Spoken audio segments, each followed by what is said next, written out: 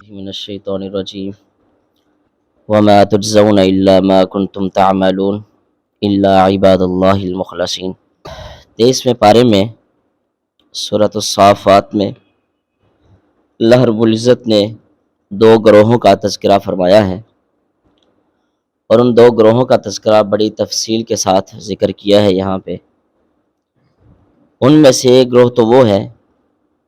کہ جو گروہ جنت الفردوس میں جائے گا، اور وہاں پہ ان کے لیے انعامات کیا ہوں گے، اللہ رب العزت کی نعمتیں ان کے لیے کیا ہوں گی۔ اور پہلا گروہ پھر دوسرے گروہ کا ذکر کرے گا کہ ہمارے چند ساتھی تھے، کچھ دوست احباب تھے، وہ آج نظر نہیں آ رہے، وہ کہاں ہیں۔ اس کے بعد اللہ رب العزت نے اس جہنمی گروہ کا بھی ذکر فرمایا ہے کہ ان کے ساتھ مکالمہ ہوگا اور کیسا مکالمہ کیا جائے گا۔ اللہ رب العزت فرماتے ہیں اولئک لہم رزق معلوم فواکہ وہم مکرمون فی جنات النعیم علی سرر متقابلین،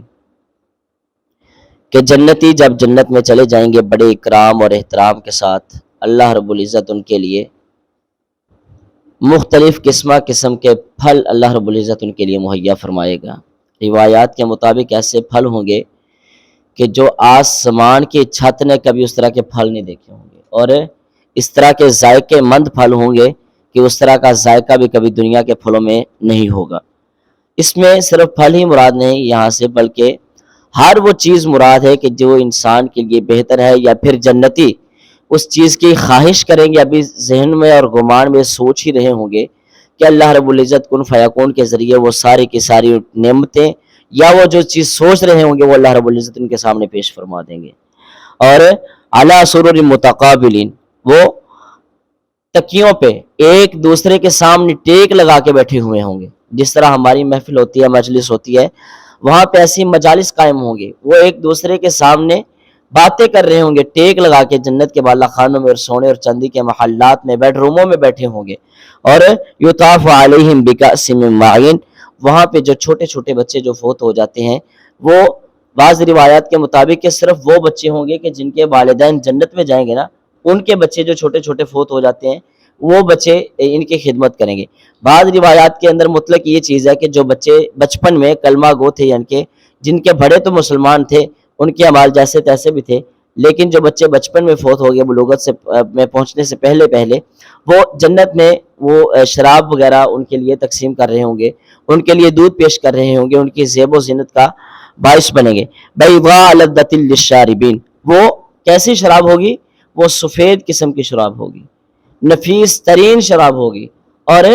وہ پی کے کبھی بھی کسی بھی انسان کی طبیعت خراب نہیں ہوگی۔ موجودہ جو شراب ہے یہ شکل سے بھی بدصورت ہے پینے کے حوالے سے، اور جو پھر پیتا ہے اللہ معاف فرمائے اس کی عقل بھی معاف ہو جاتی ہے، اسے پتہ نہیں چلتا میں کیا کر رہا ہوں، اور طبیعت کے اندر بھی بگاڑ پیدا ہو جاتا ہے، وہ بندہ الٹیاں کرنا شروع کر دیتا ہے، اس کا سر گھومنا شروع ہو جاتا ہے۔ جبکہ جو جنت کی شراب ہوگی رنگ کے اعتبار سے بھی سفید ہوگی، نفیس ہوگی، اور ذائقے کے اعتبار سے بھی بڑی لذیذ ہوگی، اور ایسی شراب ہوگی کہ یہ شراب پینے کے بعد اس کی طبیعت میں کسی بھی قسم کا بگاڑ پیدا نہیں ہوگا۔ لا فیہا غول ولا هم عنہا ینزفون، اور وہ جنت کیسی جنت ہوگی کہ اس کے اندر کبھی کسی کا سر درد نہیں کرے گا۔ اس کے اندر دنیا میں رہتے ہوئے ہم کوئی بھی چیز کھاتے ہیں، کھا کے اک جاتے ہیں، اکتاہٹ کا شکار ہو جاتے ہیں، یا کسی جگہ پہ انسان رہتا ہے مسلسل، وہ رہ کے وہاں اس جگہ سے وہ اکتاہٹ کا شکار ہو جاتا ہے، وہ علاقہ بدل لیتا ہے، جگہ بدل لیتا ہے، حتیٰ کہ اگر کوئی چارپائی پہ سونے کا عادی تو وہ نیچے نہیں سو سکتا، نیچے سونے کا عادی تو چارپائی پہ سوتا۔ وہاں پہ اللہ رب العزت فرماتے ہیں ایسی کوئی کسی قسم کی چیز نہیں ہوگی، بلکہ آپ کے لیے کوئی پریشانی ہوگی نہیں، جو آپ سوچیں گے وہی ویسے ہی قسم کے بیڈ اور کھانے اور آپ کی آسائش کے حوالے سے ہر ایک چیز وہاں پہ مہیا کر دی جائے گی۔ وَعِندَهُمْ قَاصِرَاتُ الطَّرْفِ عِينٌ، جنت میں حوریں ہوں گی، وہ اپنے کلر کے اعتبار سے، رنگ کے اعتبار سے سفید ہوں گی، یعنی کہ بالکل صاف ستھرے رنگ والی ہوں گی،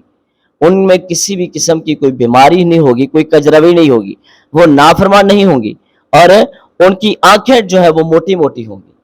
موٹی موٹی آنکھیں ہوگی، اور جو ان کی آنکھوں کی جو سفیدی ہے، جو سیاہی ہے، وہ بالکل سیاہ ترین ہوگی، یعنی کہ سفید اور کالا ان دونوں کی اللہ رب العزت نے الگ الگ پہچان بنائی ہے۔ اور پھر آگے مثال کس طرح دی ہے، کأنہن بیض مکنون،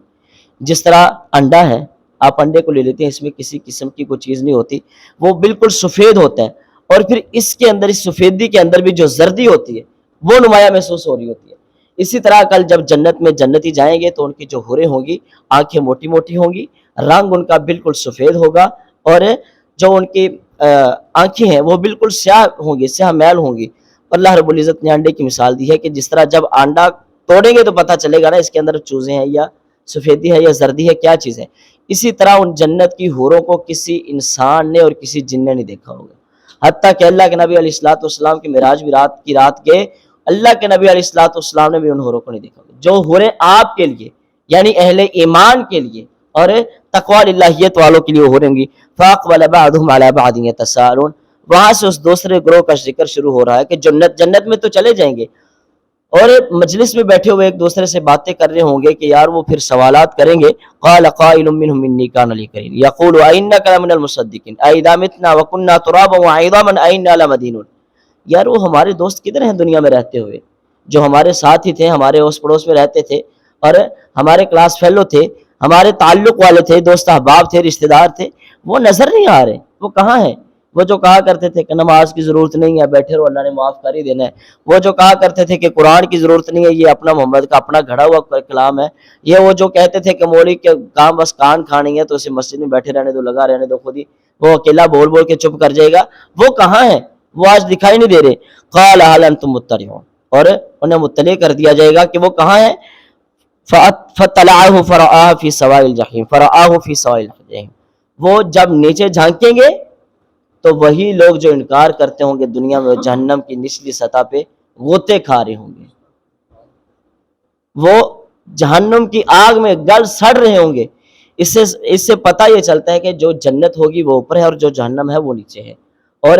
جس طرح ہم نے پیچھے مثال پڑھی تھی، یہ اس طرح کی مثال ہو سکتی ہے کہ جس طرح پیچھے ہم نے مثال پڑھی تھی سیدنا سلیمان علیہ السلام کے محل میں وہ جب ملکہ سبا داخل ہوئی تھی تو اس نے اپنی شلوار اوپر اٹھا لی تھی تاکہ کہیں پانی میرے پونچوں میں نہ آ جائے، پانی میری شلوار میں نہ چلا جائے۔ تو ایسی ہی وہاں پہ مثال ہم لے سکتے ہیں کہ نیچے سے ہر چیز انہیں دکھائی دے رہی ہوگی کہ جو جہنمی ہے ان کا جو حال ہوگا اور پھر جو انکاری ہوں گے ان کا جو حال ہوگا وہ اللہ رب العزت ان جنتیوں کو دکھا رہے ہوں گے۔ وہ جو کہا کرتے تھے افما نحن بمیتین، بس ہم نے مر جانا، زندہ تو ہونا نہیں ہے، الا موتتنا الاولی وما نحن بمعذبین، اور نہ ہی کسی قسم کا عذاب ہے، ان هذا لهو الفوز العظیم، جو یہ کام ہو چکے وہ پھر دیکھیں گے لمثل هذا فليعمل العاملون، انہیں وہی بدلہ دیا جائے گا کہ جس طرح انہوں نے دنیا میں رہتے ہوئے اعمال کیے ہوں گے۔ اچھے اعمال کیے تھے تو جنت میں ہوں گے، ہر طرح کی آسائش اور نعمتیں ان کے لیے میسر ہوں گی۔ جنت میں چلے گئے، اذالک خیر نزلا ام شجرۃ الزقوم، ان کے کھانے کا اہتمام ہم کریں گے جہنم میں۔ کھانے کا اہتمام کیسا ہوگا کہ زقوم کا ایک درخت ہوگا، روایات کے مطابق وہ درخت دنیا میں کبھی پیدا ہی نہیں ہوا، اگا ہی نہیں ہے۔ وہ کیسا درخت ہوگا کہ اس میں سے جو دودھ نکلتا ہوگا نا، دنیا کی مثال وہ دے رہے ہیں، اگر دودھ اس میں سے نکلتا ہوگا تھوڑا سا جسم کو لگ جائے اور جسم وہاں سے پھول جاتا ہے، سوج جاتا ہے اور انسان دنیا سے چلا جاتا ہے۔ وہاں پہ تو ان کی خوراک ہی ہوگی، سکون ہوگی۔ اور دنیا کی اگر عذاب دنیا میں ہے یا نعمت دنیا میں ہے تو دنیا سے تو کئی ایک حصے بڑھ کے قیامت کے دن ہوگا۔ جو جہنم میں جائے گا تو اس سے ایک حصے بڑھ کے عذاب دیا جائے گا، جو جنت میں جائے گا نعمتوں میں جائے گا تو اسے ایک اعتبار سے بڑھ کے نعمتیں دی جائیں گی۔ اسی طرح اگر اس کی مثال دنیا میں دی جاتی ہے کہ وہ جو دودھ ہو گیا وہ دودھ ہوگا جسم کے کسی حصے پہ لگ جائے تو وہ اس جگہ سے جسم کا حصہ پھول جاتا ہے اور وہ انسان دنیا سے چلا جاتا ہے۔ اگر یہی ان کے لیے کھانا کل قیامت کے دن جہنم کے اندر ہوگا، انا جعلناها فتنة للظالمین انها شجرة تخرج في اصل الجحیم طلعها كأنه رؤوس الشیاطین، اور وہ درخت کیسا ہوگا؟ وہ جہنم کی جو سب سے نچلی جگہ ہے وہاں سے اگے گا، اس کی شاخیں کیسی ہوں گی؟ كأنه رؤوس الشیاطین، جس طرح شیطان کے سینگ ہیں، ہم نے تو دیکھا نہیں ہے شیطان لیکن قرآن نے مثال بیان کی، اس سے پتہ چلتا ہے کہ شیطان کے سینگ بھی ہیں۔ جس طرح شیطان کے سینگ ہیں اس طرح وہ شیطان کے سینگوں کی طرح پھیلا ہوا ہوگا، اور ان کی خوراک کیا ہوگی؟ فَإِنَّهُمْ لَآكِلُونَ مِنْهَا فَمَالِئُونَ مِنْهَا الْبُطُونَ ثُمَّ إِنَّ لَهُمْ عَلَيْهَا لَشَوْبًا مِنْ حَمِيمٍ، کھانا ان کا وہ زقوم کا درخت ہوگا اور پینے کے لیے انہیں جہنم کا کھولتا ہوا پانی دیا جائے گا، جہنمیوں کی پیپ انہیں پلائی جائے گی، کہا جائے گا آج کے دن آپ کے لیے یہی کھانا ہے۔ آپ دنیا میں رہتے ہوئے ہمارے بندوں کو اور ہمارے جو نیک لوگ تھے، ہمارے انبیاء کا مذاق اڑاتے رہے، اور جو اللہ کے نیک بندے تھے آپ کو دعوت و تبلیغ کا کام کرتے تھے آپ ان کا مذاق اڑاتے رہے۔ آج آپ کے لیے یہ سب سے بہترین مہمان نوازی ہے، یہی آپ کی بہترین مہمان نوازی ہے۔ گویا کہ اللہ رب العزت یہاں پہ طنز کے اعتبار سے یہ بات کر رہے ہیں کہ آپ نے کہا تھا کہ انہیں کھا رہا ہے دیکھی جائے گی کی ہوئے گا، اب آج دیکھ لینا پھر مزہ چکھ لیں اس کا کیا مزہ حال۔ اس کے بعد اللہ رب العزت نے سیدنا ابراہیم علیہ السلام کا واقعہ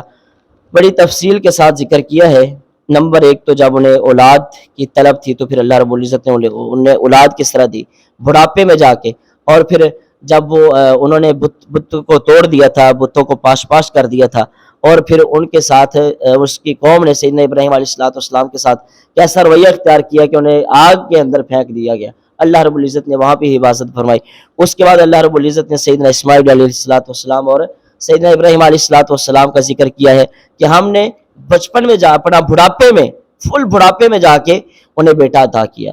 اور پھر اس کے بعد جب وہ اپنا جوانی میں اور بلوغت کے مراحل میں آیا تو ہم نے اسی سے ان کے ابراہیم علیہ السلام کو خواب کے ذریعے وحی کی۔ بیٹے نے اس وحی کو قبول کیا اور کہا کہ ابا جی اگر آپ کو حکم ہو رہا ہے میری گردن پہ چھری چلانے کا تو مجھے کوئی اعتراض نہیں ہے، یہ اللہ رب العزت کا حکم ہے، لہٰذا مجھے لٹا لیجئے، کہیں دور لے جائیں جہاں پہ کوئی دیکھنے والا نہ ہو، لے جائیں اور وہاں پہ جا کے میری گردن پہ چھری چلا دیجیے، آپ اللہ کے نبی ہیں تو مجھے آپ پہ پورا اعتماد ہے۔ یہ جو خواب آپ کو بار بار آ رہا ہے یہ بلا شبہ اللہ رب العزت کے وحی کی طرف سے آپ کو وحی کی جا رہی ہے کہ آپ ایسا کام کریں۔ باہر کے وہاں پہ گئے کہ یہ ایک لوگ کسے کہانیاں سناتے ہیں جی وہاں پہ لٹا لیا، شیطان آ گیا اس نے ایسے کہہ دیا، وہ پھر جنت سے مینڈا آ گیا، سیدنا اسماعیل نے کہا کہ میری آنکھوں پہ پٹی باندھ دو، مجھے ایسا لٹا لو کہ مجھے پتہ نہ چلے، یا آپ کے دل میں کوئی نرمی میری بات لے سناؤ۔ یہ کسی بھی صحیح سند سے کوئی بھی روایت اس طرح کی ثابت نہیں ہے، البتہ اسرائیلی روایات ہے جس کی نہ ہم تصدیق کرتے ہیں اور نہ ہی ہم ان کی تکذیب کرتے ہیں۔ اللہ کے نبی علیہ السلام سے اس طرح کی کوئی بھی چیز ثابت نہیں ہے۔ اس کے بعد اللہ رب العزت نے انبیاء کا ذکر کیا ہے کہ جن انبیاء پہ کسی بھی قسم کی کوئی بھی مصیبت پریشانی آتی، سیدنا داؤد پہ آئی، سلیمان پہ آئی، ایوب پہ آئی، اور موسیٰ علیہ السلام پہ آئی، الیاس پہ آئی، نوح پہ آئی، سمود پہ آئی، کسی بھی نبی پہ کسی بھی قسم کی کوئی بھی پریشانی آئی تو انہوں نے سب سے پہلے اللہ رب العزت کو پکارا۔ کوئی بھی نبی ہو، اللہ کا جتنا بھی مقرب بندہ ہو، اس پہ پریشانی آ جائے تو وہ یہ سمجھے کہ میں اللہ کو اب نہ بھی پکاروں پریشانی میں تو خیر ہے، بلکہ پریشانی میں آ کے سب سے زیادہ حق ہے کہ آپ اللہ رب العزت کو پکاریں، اور کسی بھی اعتبار سے کسی بھی لغویات سے محفوظ رہیں۔ کسی کو پکارنے سے، شرک کرنے سے بہتر ہے، اور کسی ولی پیر محدث کے پاس جا کے کہنا کہ میری مشکل حل کر دو، اس سے بہتر یہ ہے کہ نبی بھی ہو اللہ رب العزت کو پکارے۔ ہاں دعائیں آپ ضرور کروا سکتے ہیں ان سے کہ آپ نیک لوگ ہیں، دعا کر دیں، وہ بھی زندوں سے، آپ نیک لوگ ہیں آپ دعا فرما دیں، اور اسی طرح اپنی نیک تمناؤں میں ہمیں یاد رکھیں۔ یا اللہ رب العزت اسے اگر انسان خود اپنا ناتا اللہ رب العزت سے جوڑ دے تو اس سے بڑی کوئی بات نہیں۔ اس کے بعد اللہ رب العزت نے شیطان کا ذکر کیا ہے، پیچھے بھی کئی مرتبہ ہم اس کا ذکر کر رہے ہیں کہ شیطان کو اللہ رب العزت نے جب کہا کہ سجدہ کرو اس نے انکار کر دیا، اللہ رب العزت نے اسے اپنی جنتوں سے نکال دیا، اس لیے کہ کل قیامت کے دن تک کے لیے تیرے لیے مہلت ہے، تو تو جو چاہتا ہے دنیا میں رہ کے کر، اور جتنا تو چاہ سکتا ہے اپنے میرے بندوں کو جو میں نے پیدا کیے ہیں میری مخلوق میں سے اپنی طرف لے جا، لیکن یاد رکھنا جو خالصتاً میری توحید کا اقرار کرنے والے ہوں گے اور میری توحید پہ مر مٹنے والے لوگ ہوں گے وہ کبھی بھی تیرے جھانسے میں نہیں آئیں گے۔ شیطان نے اس والے سے اپنی پوری کوشش کی ہے۔ اس کے بعد اللہ رب العزت نے سورۃ الزمر میں اعلان فرمایا قل هل يستوي الذين يعلمون والذين لا يعلمون انما يتذكر اولو الالباب۔ یہ اللہ رب العزت نے بڑا ہی پیارا اصول بیان کیا ہے کہ کائنات کے لوگوں